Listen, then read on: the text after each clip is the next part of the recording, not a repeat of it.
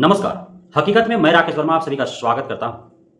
केंद्र सरकार के द्वारा एनडीए 3.0 का प्रथम बजट एवं ऑल ओवर एनडीए का 11वीं बजट पेश की गई। इस बजट में भी कुछ खास नहीं रहा उन भारतीयों के लिए जो आज भी अपना जीवन बसर बेहद ही मुश्किलों में जी रहे हैं। न तो उनके सर पे छत है, न तन पे कपड़ा है और न ही पेट में अन्न है। यहाँ तक कि उन्हें पीने के लिए फ्री ऑफ कॉस्ट उपलब्ध होते हैं। प्रकृति का दिन है, स्वच्छ पेयजल भी नहीं है, स्वच्छ हवा भी नहीं है। कितने मुश्किल में वो काट रहे हैं अपना जिंदगी सिर्फ इसलिए कि इस धरती पर उनका जन्म हुआ है। और जब वो जिंदगी जीना प्रारंभ करते हैं तो उनके जीवन में कुछ संबंध जुड़ जाते हैं। उनकी शादी हो जाती है, पत्नी हो जाती है, उनके बच्चे हो जाते हैं, फिर जिम्मेदारी बढ़ जाती है। इसी प्रकार के इन जिम्मेदारियों में उलझे रहते हैं और क्या हो रहा है, कौन क्या कर रहा है, इन सभी से अलग उनकी जिंदगी ही अन्य भारतीयों से बेदखल की तरह जीने पर वो मजबूर होते हैं। आखिर यह जो बजट पेश की गई, तमाम तरह के सत्तारूढ़ दल के नेताओं, जनप्रतिनिधियों के द्वारा वाहवाहियां लूटी गई, तालियां पीटे गए। विपक्षों के द्वारा, तमाम सत्ता पक्ष रूढ़ के नेताओं के द्वारा इसके पक्ष में दलील देने एवं तमाम सकारात्मक बातें कहने के बाद भी विपक्ष संतुष्ट नहीं है और विपक्ष लगातार हावी है। वो एक राजनीतिक परिदृश्य है जहां पक्ष और विपक्ष किसी भी मुद्दे पर आपस में अपने दलीलों से सही और गलत साबित करने पर तुले होते हैं। लेकिन जो बजट पेश किया गया है, मैं इस वीडियो में जो दृश्य आपके सामने जो पिक्चर पेश करने वाला हूं, आप स्वयं जहां है वहीं इर्द गिर्द झांके, चाहे आप शहर में हो तो भी, चाहे आप गांव में हो तो भी, कि क्या यह जो पिक्चर इस वीडियो में दिखाया जा रहा है, क्या उनका हालात बदले हैं। आपके जन्म से, जब से आपने होश संभाला है तब से आज तक आप अवलोकन करें, बल्कि आप आंख बंद कर लें और उसके बाद विचार करें कि आप कल जहां थे वहां से आज कहां पहुंच गए और आपके इर्द गिर्द रहने वाले जो इस तस्वीर में दिख रहे हैं वो कहां हैं अभी। क्योंकि सरकारें आई गई, बदली, बिगड़ी, तमाम तरह की घोषणाएं हुई, बावजूद इसके सरकार के द्वारा बनाई गई योजनाओं का लाभ उन तक पहुंच पाया अथवा नहीं, यह विचार करने की आवश्यकता है। और उनके लिए इस बजट में क्या है। जो भारत है वह भारत, मैंने बार बार कहा है कि दो तरह का भारत है। एक वह भारत जिन भारतीयों के पास किसी भी चीज का अभाव नहीं है, बल्कि जो उनके पास सुख सुविधाएं हैं वे कंफ्यूज रहते हैं कि कब वे किस सुविधा का इस्तेमाल करें, कब किन सुविधाओं में अपना जिंदगी जिए। अपने जीवन के एक दिन के, एक घंटे का, एक 2-4 सेकंड कहां पे वो जिए, किसके साथ जिए, कैसे जिए, एक कंफ्यूज है। और दूसरा तरह का वह भारत है जहां सिर्फ अभाव ही अभाव है। वे इस बात को लेकर के कंफ्यूज हैं कि आखिर वो जिए कैसे। उनके पास न तो रहने के लिए घर है, न खाने के लिए रोटी है और न ही पहनने के लिए पोशाक है। तो फिर कहां जाए वो अर्धनग्न शरीर लेकर के, भूखा पेट लेकर के, और वो कहीं पुल पुलिया के नीचे, कहीं तंबू लगा करके, कहीं झोपड़ी गिरा करके, किसी अन्य के आश्रय में किसी प्रकार घुमंतु भोटिया बन करके आज यहाँ कल वहाँ दर की ठोकरें खाते हुए अपना जीवन जीने के लिए बेबस हैं, लाचार हैं। अब उनके लिए क्या चाहिए? उनके लिए हर संभव सरकार की यह प्रयास होनी चाहिए कि जितने सरकारी संस्थाएं हैं, चाहे सरकारी विद्यालय हो, सरकारी अस्पताल हो, सरकारी अन्य जो भी संस्थाएं हैं, उन्हें मजबूती प्रदान किया जाए। क्योंकि निजी संस्थानों में उनके लिए कोई जगह नहीं है। जो निजी प्रोप्राइटर हैं, जो खुद पैसा लगा करके जिन्होंने बिजनेस किया है, तो वो खुद के लिए किया है, न कि वो एक धर्मशाला है और आम जनों के हित के लिए उन्होंने किया है। वो फर्स्ट अपना प्रॉफिट देखते हैं, अपना लाभ देखते हैं, उसके बाद वो अपने कर्मचारियों का लाभ देखते हैं। लेकिन सरकारी जो संस्थाएं हैं, चूंकि सरकार आम जनमानस मिलकर के बनाती है, आम जनमानस के टैक्सेस का वसूले हुए पैसे से सरकार उन संस्थाओं को इस्टेब्लिशमेंट करता है और उसे चलाता है। तो उन सरकारी संस्थानों पर 100% हक और अधिकार आम जनमानस का है और वहीं से इनका कायाकल्प हो सकता है। चाहे वह कोई भी संस्थान हो, सर्वाधिक देखा जाए तो जिन संस्थानों से इनके रोटी, कपड़ा, मकान, शिक्षा, स्वास्थ्य, ये 5 मूलभूत आवश्यकताओं की पूर्ति हो सके। अब इस बजट में क्या देखा गया? इस बजट में यह देखा गया कि जो इस दूसरे वाला जो भारत है, अभावग्रस्त जो भारत है, उनके लिए जो सेक्टर काम आने वाले हैं, उन सेक्टरों का बजट लगातार घटाए जा रहे हैं। इस बार भी दिखा। अब शिक्षा पर कितना खर्च हो रहा है? 1,30,000 करोड़ रुपया। स्वास्थ्य पर कितना खर्च हो रहा है? 69-70 हजार करोड़ रुपया। पूरे भारतवर्ष में क्या शिक्षा और स्वास्थ्य पर इतना ही खर्च होना चाहिए? जो सक्षम हैं उनके लिए निजी अस्पताल, निजी विद्यालय खुले हैं। वो निजी अस्पतालों में जा करके अपना हर रोग का इलाज करा सकते हैं। निजी विद्यालयों में उनके बच्चे पढ़ रहे हैं, अच्छे क्वालिफिकेशन ले रहे हैं, फिर वो अच्छे करेंगे और वो अमीर थे, अमीर बने रहेंगे। लेकिन गरीबों को जहाँ से फायदा होने वाला है, दबे कुचले, शोषित, वंचित, समाज के अत्यंत पिछड़े गरीब लोग जो हैं, जो अधिकांशतः मजदूरी करके गुजारा करते हैं, कृषक मजदूरी करके गुजारा करते हैं, मांग चांग करके किसी प्रकार से अपना रोजी रोटी उपलब्ध करते हैं, वे यदि कार्य भी करते हैं तो थर्ड फोर्थ ग्रेड का ही कार्य करते हैं। किसी बड़े किसान के खेत में जाकर के काम कर लिए, किसी का पशु चरा लिए तो उससे कुछ आय हो जाता है, कहीं होटल ढाबों में रह करके बर्तन वर्तन धो लेते हैं तो वहाँ से आय हो जाता है। वो आप देखे होंगे शहरों में तंबू लगा करके सिलौट लोढ़ा बेचते हुए, कल भी आपने देखा होगा तो उनका हालात वही भी था, आज भी आप देख रहे होंगे उनका हालात वही है। इलाज के अभाव में उनके बच्चे मर रहे हैं, बूढ़े बाप मर रहे हैं। बरसात के दिन में उनकी तंबी जो है वो उखड़ जाता है, हवा से उड़िया जाता है। बार बार वो किसी प्रकार से तंबू लगाने के लिए प्लास्टिक त्रिपाल का व्यवस्था कर पाते हैं, कहीं कहीं से जैसे तैसे। बहुत ऐसे हैं जो दूसरे राज्यों में जाकर के वहाँ के किसानों के खेतों में कार्य करते हैं। फैक्ट्रियों में भी जो कार्य कर रहे हैं वो भी थर्ड फोर्थ ग्रेड सफाई कर्मी वगैरह फर्श साफ करते हैं या फिर शौचालय वगैरह साफ करते हैं। तो इस प्रकार से कार्य कर वो जीवन अपना गुजार रहे हैं।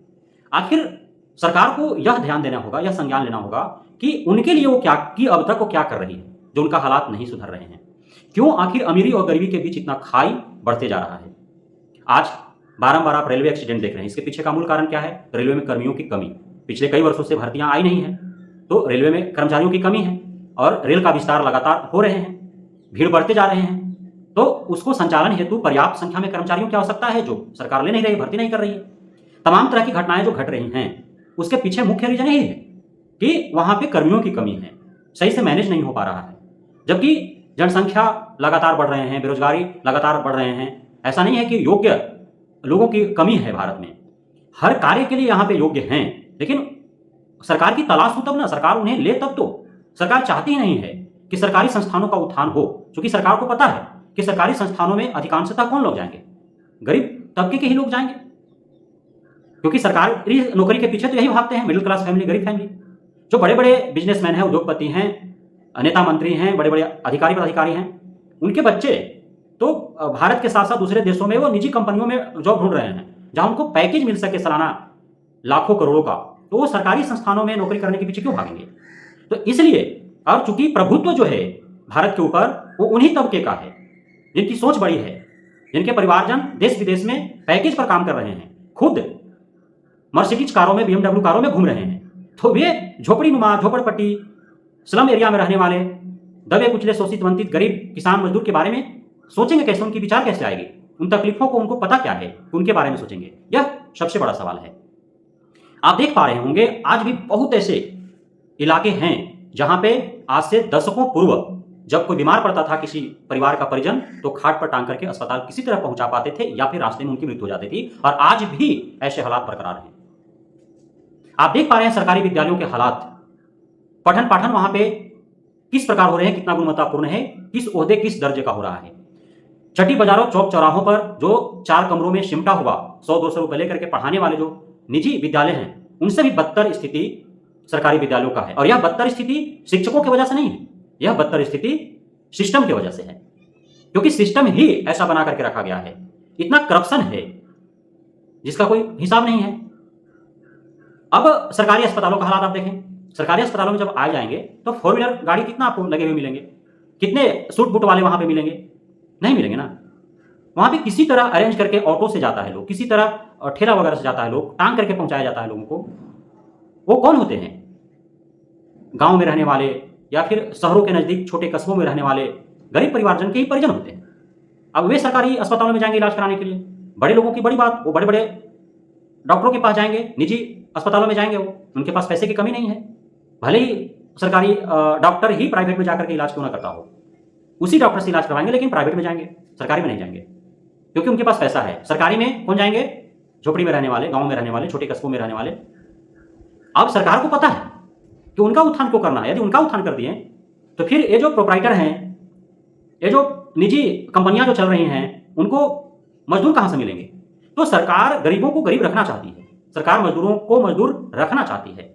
सरकार चाहती है कि जो तंबू में है तंबू में रहें, जो झोपड़ी में है वो झोपड़ी में ही रहें, जो अभावों में है वो अभावग्रस्त जीवन जिएं, ताकि उसका एहसास कई पीढ़ियों तक उनको होता रहे और प्रोप्राइटरों को, मालिकों के यहाँ जाकर के वो काम करते रहें, क्योंकि अमीरों को फिर मजदूर नहीं मिलेंगे ना। जिनका भी उत्थान हुआ है, जो गरीब तबके के हैं, शोषित बंदी, दबे कुचले गरीब किसान मजदूर, यदि उनके परिवारजनों का उत्थान हुआ है तो रत्ती भर भी सरकार का उसमें हाथ नहीं है। जब उनके अंदर खुद ज्ञान हुआ, जब उन्होंने खुद संघर्ष किया, जब मेहनत की, जब पिछले पीढ़ियों पूर्वजों के द्वारा जो जीवन यापन चल रहे थे उससे ऊपर उठ करके उन्होंने जीना प्रारंभ किया, तब जाकर के उनके जीवन यापन, जीवन निर्वाह में, स्टैंडर्ड ऑफ लिविंग में सुधार हुआ और उनका उत्थान हुआ। सरकार हमेशा प्रयासरत रही है प्रोप्राइटरों के उत्थान में, मालिकों के उत्थान करने में। गरीब गुरबा के लिए उसके पास कुछ नहीं है, सिर्फ दिखावे मात्र ही है। इस बजट में किसानों को लिए क्या दिया गया?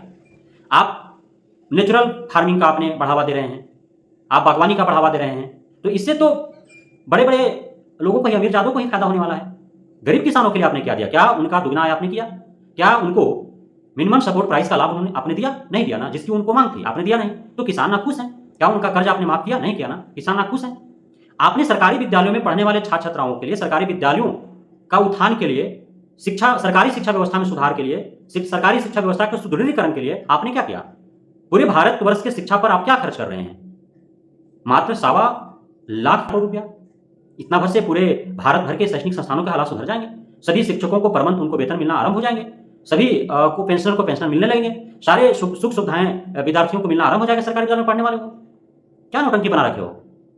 आधा से अधिक भारत जिन सरकारी अस्पतालों पर निर्भर है उस पर आप कितना खर्च कर रहे हो? 1.25 लाख करोड़ रुपया। 1.25 लाख है। क्या उनसे पूरे भारत भर के सरकारी अस्पतालों के हालात सुधर जाएंगे? क्या सभी सरकारी अस्पतालों में दवाइयां उपलब्ध हो जाएंगे? सरकारी अस्पतालों में कार्य करने वाले चिकित्सकों का परमंथ वेतन उनको मिलने लगेंगे? क्या उनको पर्याप्त वेतन मिलने लगेंगे? आज सरकारी अस्पतालों में डॉक्टर छोड़ करके क्यों भाग रहे हैं? आप वेतन नहीं दे रहे हो उनको पर्याप्त। शिक्षा महंगा है और जब नौकरी दे रहे हो उनको तो फिर वेतन नहीं दे रहे हो पर्याप्त, तो भागेंगे ही वो ना। क्या सरकारी अस्पतालों में सारी सुविधाएं हो जाएंगे जो निजी अस्पतालों में है? नहीं हो जाएंगे ना, उतने पैसे से नहीं हो पाएंगे। तो आप किसानों के लिए, मजदूरों के लिए, गरीबों के लिए, शोषित वंचित दबे कुचले समाज के पिछड़े हुए वर्ग के लोगों के लिए आपने कुछ भी नहीं दिया। हालात जस का तस है।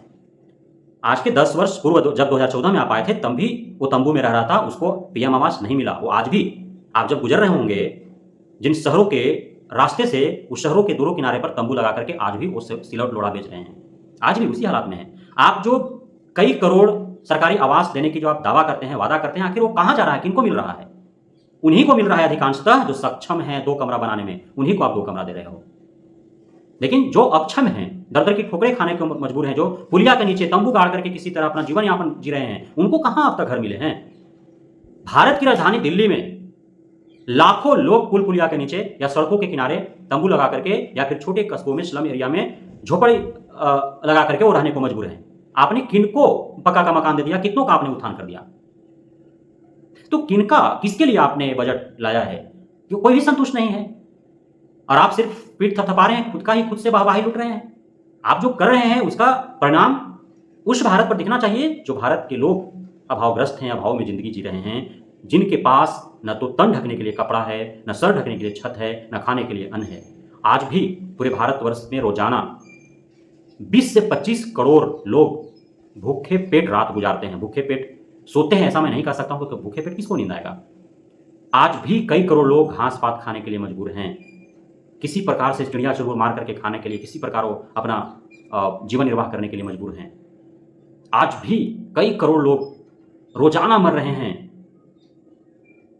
सिर्फ उनको दवा नहीं मिल पा रहा समय से, इलाज नहीं मिल पा रहा समय से, इस वजह से अस्पताल नहीं पहुंच पा रहे समय से, इस वजह से आज भी यह स्थिति है। आज भी शिक्षा का हालात ऐसा है पूरे भारत में, पूरे भारत का सर्वे किया जाए तो करोड़ों बच्चे हैं जो विद्यालय से बाहर हैं, पढ़ने की उम्र में, और वे छोटे ढाबों में, दोहरी दुकानों में कार्य कर रहे हैं क्योंकि उनके पास मजबूरी है, आर्थिक स्थिति कमजोर है, उन्हें परिवार पालना है। 8 साल, 10 साल, 12 साल, 14 साल का बच्चा होटलों में, छोटे दुकानों में कार्य करने को मजबूर है। उनके लिए आपने क्या इस बजट में लाया? कुछ भी नहीं। तो जिस भारत का उत्थान होना चाहिए, उस भारत के हित के लिए, उनके उत्थान के लिए कोई आपके बजट में प्लान नहीं है, कोई आपके बजट में उनके लिए कुछ खास नहीं है, तो फिर इस बजट का हम क्यों ताली पीटें, क्यों प्रशंसा करें? सीधी सी बात है। इंफ्रास्ट्रक्चर पर आप खर्च कर रहे हैं 11 लाख करोड़ रुपया।